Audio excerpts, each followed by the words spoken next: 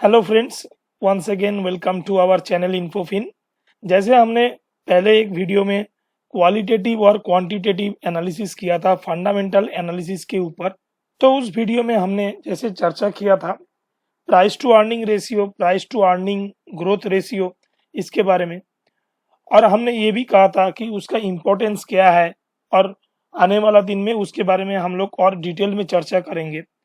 तो आज का जो वीडियो है वो स्पेशली पी और पीईजी रेशियो के ऊपर आधारित है और जिसको हमने एक टूल्स फॉर इन्वेस्टमेंट भी कह सकता है for fundamental analysis point of view of stock selection. तो आइए शुरू करते हैं। सबसे पहले हम लोग चर्चा करेंगे प्राइस टू अर्निंग रेशियो के बारे में।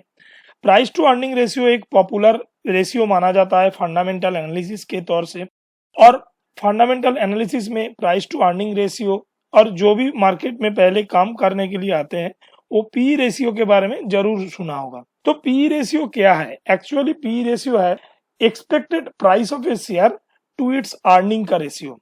कोई भी स्टॉक का जो अर्निंग पर शेयर है उसके ऊपर ये जो रेशियो है ये सबसे ज्यादा डिपेंड करता है।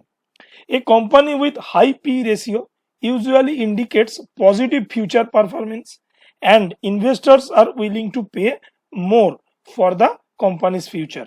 In general terms, a high P ratio indicates the investors expect higher earnings.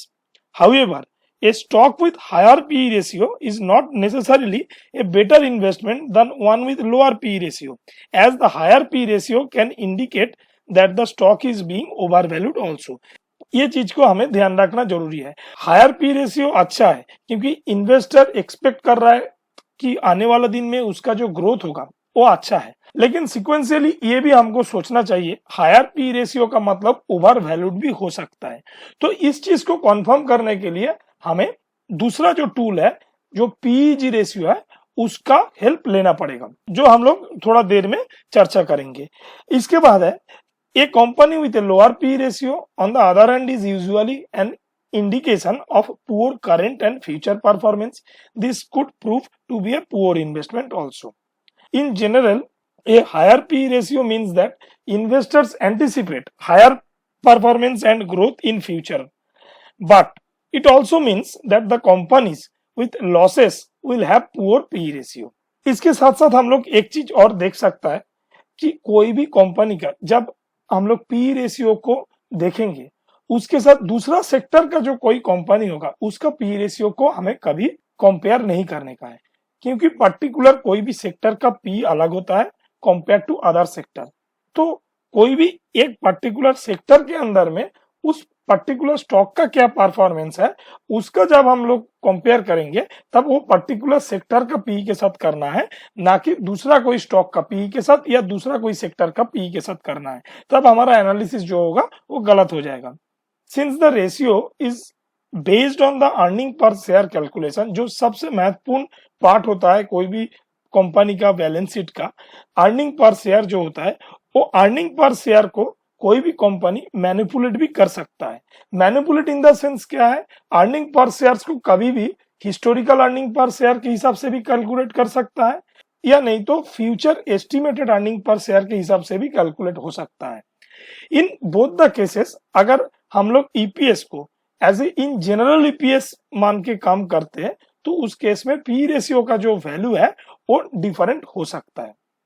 तो इसके बाद हम लोग चलेंगे पी रेशियो को कंफर्म करने के लिए कौन सा रेशियो हमको फॉलो करना है, कौन सा टूल को हमें फॉलो करना है, और वो टूल है पीईजी रेशियो। पीईजी रेशियो है price earning to growth ratio, जिसमें हम लोग प्राइस अर्निंग को कोई भी कंपनी का ग्रोथ के हिसाब से टैली करते हैं कि उसका फ्यूचर ग्रोथ या हिस्टोरिकल ग्रोथ के हिसाब से उसका परफॉर्मेंस कैसे रहा। The price earning to growth ratio is a stock's price earning ratio divided by growth of its EPS for a specified time period. इसमें एक चीज ध्यान रखना है, जो पीईजी रेशियो है वो क्वार्टरली बेसिस में भी हो सकता है अगर ईपीएस क्वार्टरली बेसिस के ऊपर कैलकुलेटेड है तो, या नहीं तो ईयरली बेसिस के हिसाब से भी हो सकता है।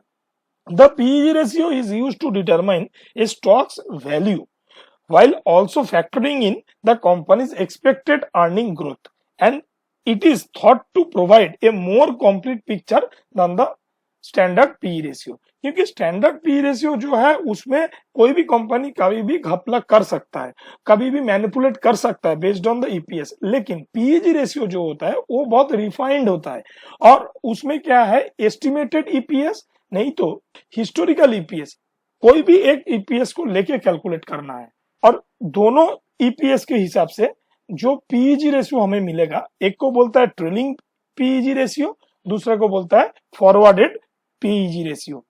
इन जनरल थंब रूल, अगर कोई भी पीईजी रेशियो स्टॉक का 0 to 1 के अंदर में आता है तो उसको माना जाता है अच्छा स्टॉक फॉर इन्वेस्टिंग, और अगर कोई भी स्टॉक का पीईजी रेशियो अगर 1 के ऊपर होगा तो उस केस में उसको ओवर वैल्यूड माना जाता है।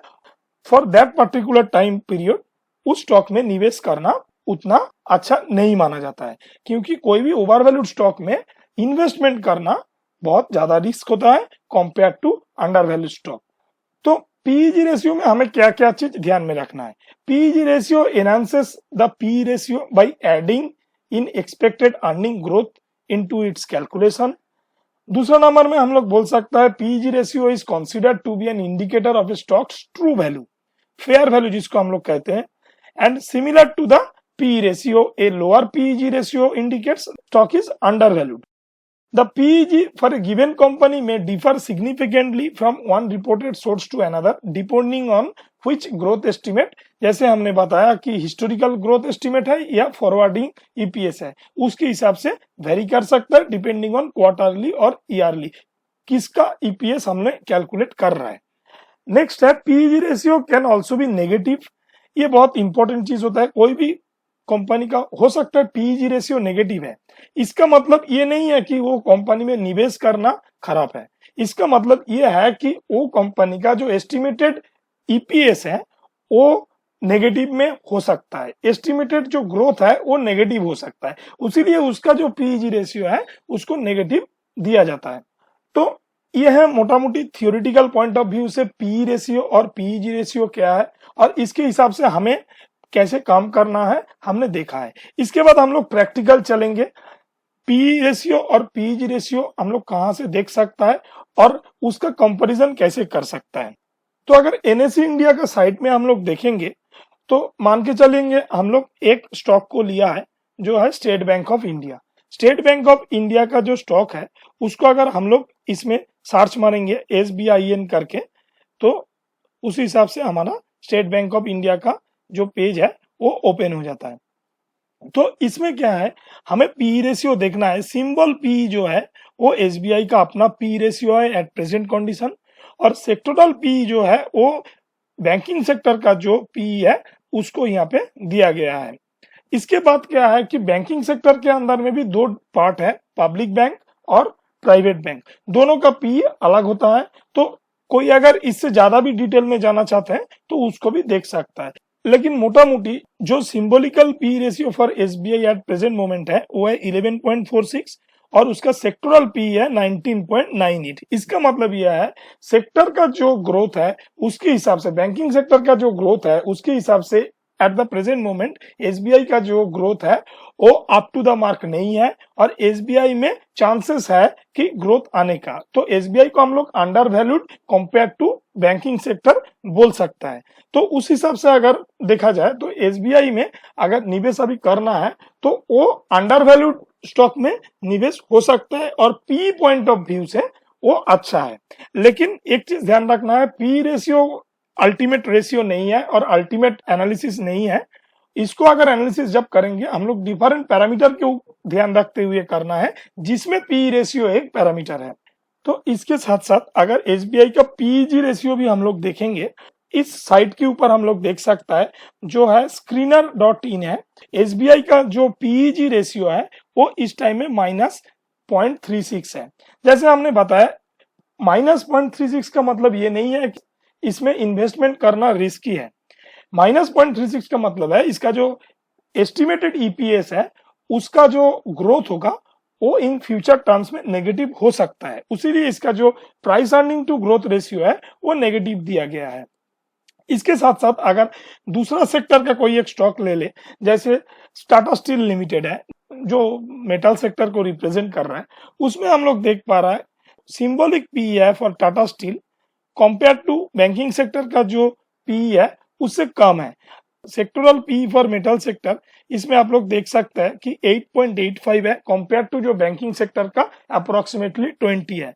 तो टाटा स्टील को जब कंपेयर करना है विद इन द सेक्टर में कंपेयर करना है या वेदांता के साथ कंपेयर करना है, हिंडाल्को के साथ कंपेयर करना है, सेल के साथ करना है, ना कि कोई बैंकिंग सेक्टर के साथ करना है।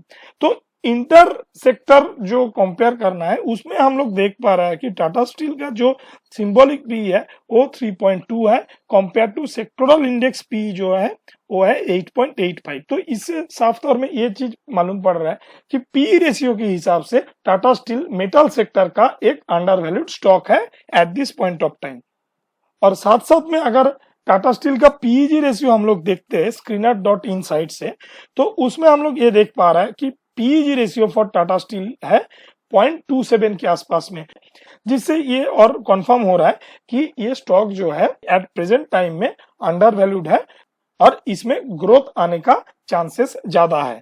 लेकिन एक चीज को ध्यान में रखना जरूरी है कि पी रेशियो पीईजी रेशियो छोड़ के भी बाकी फंडामेंटल पैरामीटर को भी देखना है इन्वेस्टमेंट से पहले।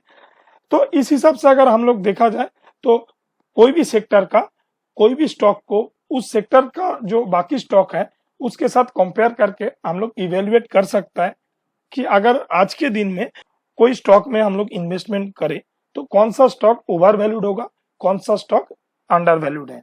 तो फ्रेंड्स उम्मीद रखता हूं कि ये जो बेसिक कॉन्सेप्ट है पी और पीईजी रेशियो ये आप लोग समझ चुके हैं और इसके ऊपर आप लोग अपना होमवर्क भी करेंगे तो और अच्छा से एनालिसिस कर सकते हैं और अच्छा स्टॉक को चुन सकते हैं। वीडियो अगर अच्छा लगे तो लाइक कीजिए, शेयर कीजिए और कमेंट भी कीजिए और चैनल को अगर सब्सक्राइब नहीं किया है तो सब्सक्राइब जरूर कीजिए कि हमें मोटिवेशन मिले और आने वाला दिन में भी ऐसा वीडियो लाने के लिए। वीडियो देखने के लिए धन्यवाद। Thank you.